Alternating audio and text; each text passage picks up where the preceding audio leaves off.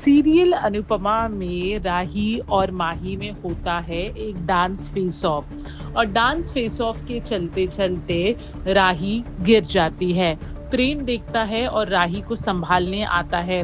प्रेम माही को भी वार्न करता है कि उसे अपने ये छोटे छोटे गेम्स खेलने बंद कर देने चाहिए। माही अपने आप को डिफेंड करने की कोशिश करती है लेकिन वो नहीं कर पाती है। राही प्रेम से बार बार एक ही बात कहती रहती है कि कैसे वो एक बहुत बड़ी लूजर है, क्योंकि ना वो घर के काम संभाल पाती है और ना ही उसके डांस एकेडमी में कोई भी स्टूडेंट सीखने के लिए आ रहा है।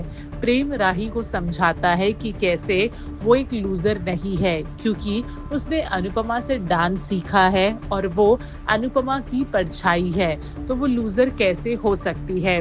प्रेम की ये बातें सुन के राही और टूट जाती है और प्रेम को कहती है कि कैसे वो अपना नाम अनुपमा के साथ बिल्कुल भी नहीं जोड़ना चाहती।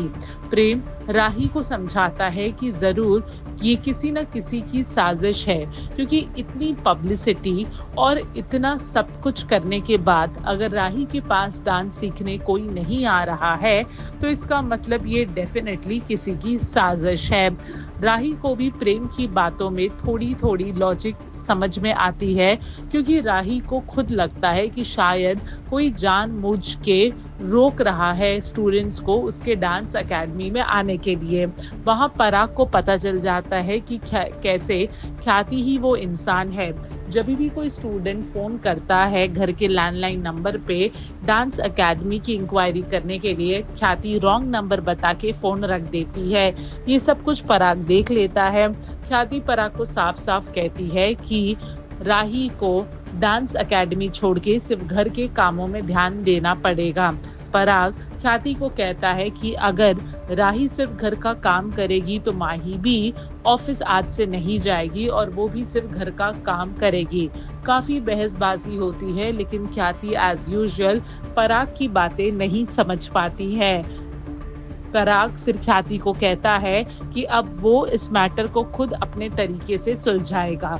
अब देखना दिलचस्प है कि पराग क्या करेगा।